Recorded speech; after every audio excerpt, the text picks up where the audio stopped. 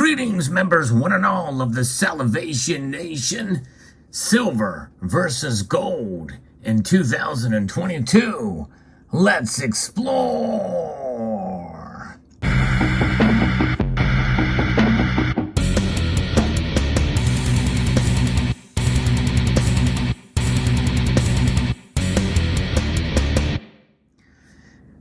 That is the big question this year. There's a lot of good arguments to be made, really on both sides of the fence with regards to gold versus silver.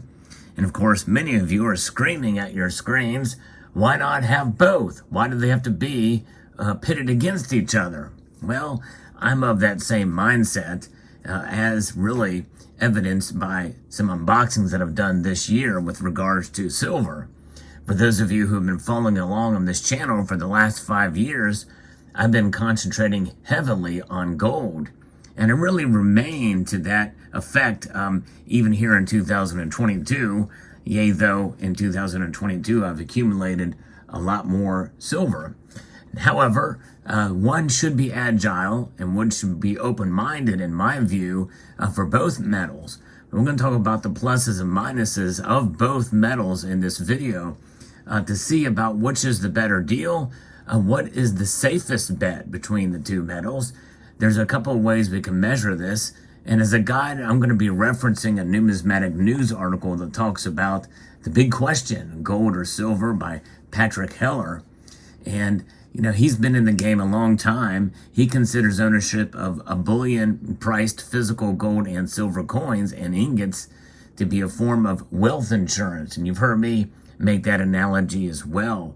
And that's how you should think about it. Think of it as an insurance policy like what you have for your home, life, health, and vehicle insurance. The idea of owning some physical precious metals is as an insurance against the risk of declines in value of paper assets such as stocks, bonds, and currencies. For wealth insurance purposes, the allocation to owning physical gold and silver should only be a small percentage of one's investment portfolio or net worth.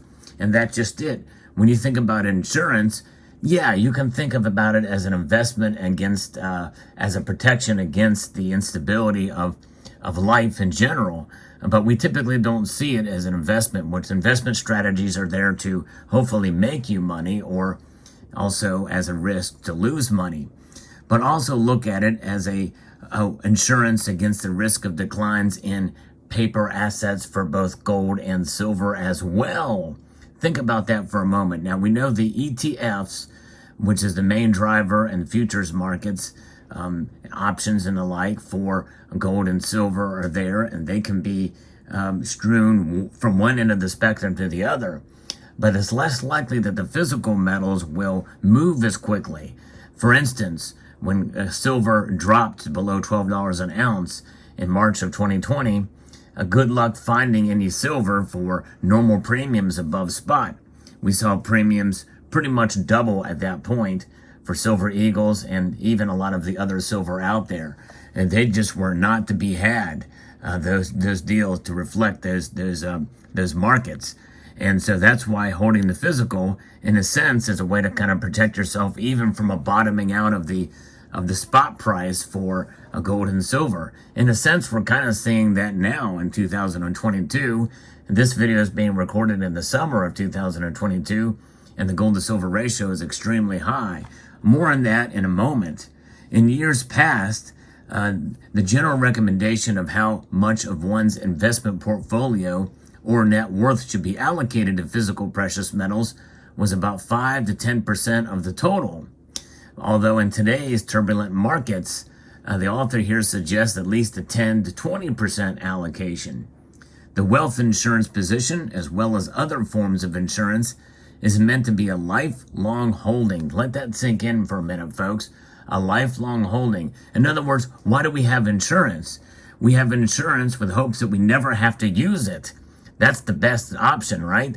It's a pain in the butt to have to turn in a claim for a vehicle insurance. You know, if you run into a retread or what have you, or if you get into an accident, or health insurance, we really don't want to have to use that type of thing. Homeowners insurance, think of all that stuff. You know, it's best if you don't need to use it. So that's the kind of mode of thinking that one must have when accumulating precious metals as well, both gold and silver. And this is why you need strong hands, diamond hands they call them, when you have the precious metals. Because if you need to sell it, that is where you need to take advantage of the policy, let's say. And depending on where the price is, you may be in a position to lose out big time compared to the premiums you pay. But the thing is, the premiums, as this is the case with the insurance policy, you never get those back. And then you have to think about the same aspect here when you're holding the physical. So there it is. So very interesting indeed to think about it in that regards. I think that will give you a little bit of a paradigm shift of thinking. And that bolsters the notion of thinking in terms of ounces as opposed to dollars in terms of the value or the price of your precious metals. Think about the value. Same thing with an insurance policy. So depending on one's judgment of the financial markets, an investor may wish to allocate additional funds to acquire gold and silver bullion priced coins and ingots as a trading position. And that is one of the overall allocation to wealth insurance has been decided. The next question after that is how much gold, silver, platinum, or palladium and numismatic items should you hold? Mr. Heller does not recommend any of the portion be devoted to platinum and palladium or numismatics. The latter two metals are industrial and not financial assets, whose values are mostly dependent on the supply and demand for manufacturing purposes. One can make a cogent argument that that's the case for silver these days too. Numismatic items may, but not necessarily, fit well into serving for protection against calamities in the paper financial markets, but have wider buy-sell spreads than bullion price products. In fact, you really have to know that market and be able to time it. It's a little bit risky for the numismatic play. Typically, people who accumulate numismatics do it for the enjoyment as collectors. I know that's how I think about it. I don't think of it as an investment opportunity, but many do. If someone has an interest in these assets, they should be acquired outside of the wealth insurance holdings, for sure. And that is true for platinum and palladium, too. They're really investment opportunities. I believe that platinum is undervalued, for instance, and I've accumulated some of it. In fact, I just recently made a purchase, but largely because I think the metal is undervalued and I enjoy the metal. I think it's a neat metal to own. In considering how much of your wealth insurance position to allocate to gold and silver, there's a couple of factors to consider. And one is the financial aspect. Gold is overwhelmingly a financial asset. Government, central banks, and official organizations have alleged physical custody of 15 to 20% of all gold ever mined in history. That's a pretty small portion, but it's bigger than some people think. At one time, the U.S. government held about 2 billion ounces of physical silver, but that is long gone. There are no central banks now with any significant reserves of physical silver.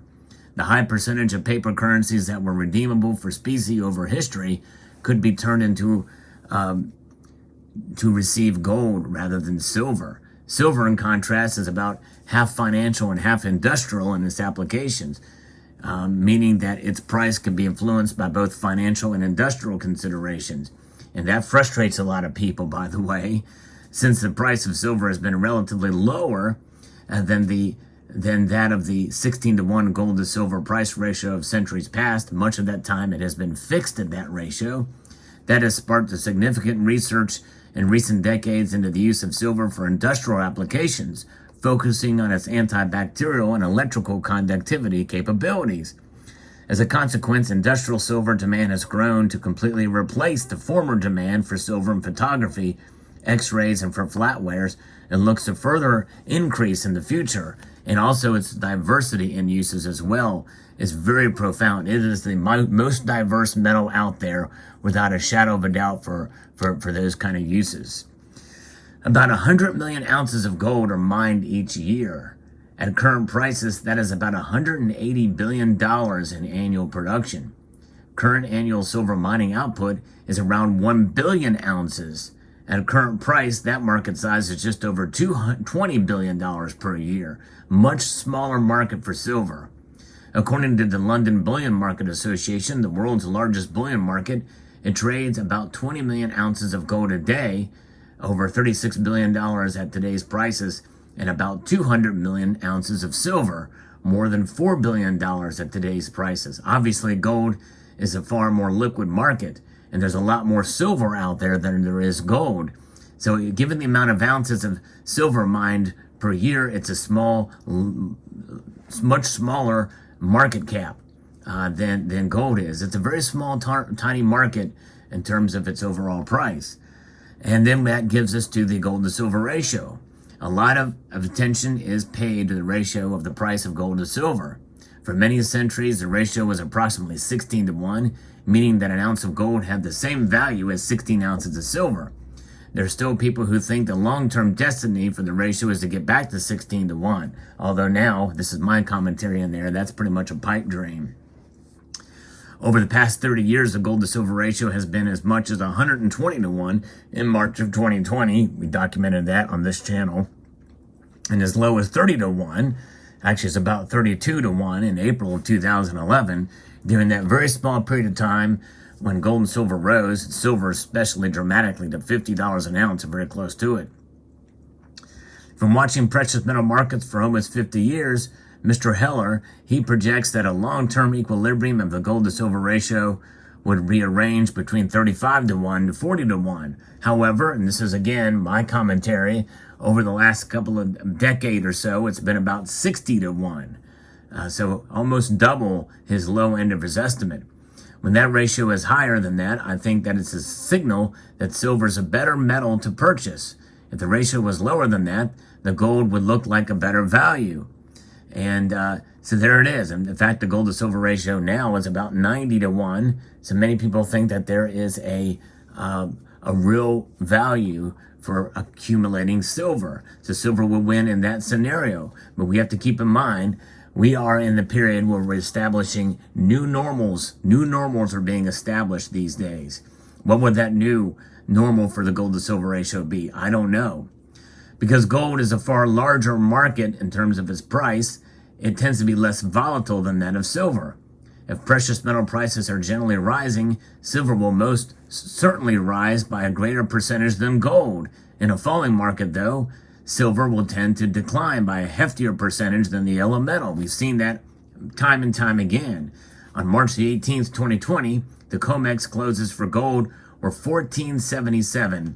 Silver was $11.74. As of the COMEX close, we saw that, recently, the price of gold was up about 24% from then, while silver was soared about 82%. And then it all boils down to, how the metals are treated. Silver is seen much more as an industrial metal these days, and because of its diversity of uses and its growing demand in that sector, there's real potential there. But during times like recessions and things like that, it could really be depressed because of the lack of demand. Slower economic activity means slower demand, less demand for these industrial metals. So there that is. So over the decades, the author is convinced that there has been a long-term shortage of physical silver and silver coming into the markets. There have been market manipulations to make it appear there are more physical inventories than in reality. And you can agree or disagree with that, but in the gold market, central banks treasure it, and people treasure gold. So it is a much more stable store of value. So there's your trade-off. You have a potential with silver and to think of it in terms of an investment that it could potentially skyrocket with increased demand and the volatility, and take advantage of that volatility. I tend to like stability, which is one of the reasons why I choose gold, at least for myself, with a little bit of money to play around with silver from time to time. Let me know what your thoughts are in the comment section below. Hope you found this video insightful. I'd like to extend a multitude of gratitude to you all for taking the time to watch, and encourage you to please rate, share, comment, and subscribe. Now I gotta go because my pizza is ready. The buzzer's going off. I'm hungry.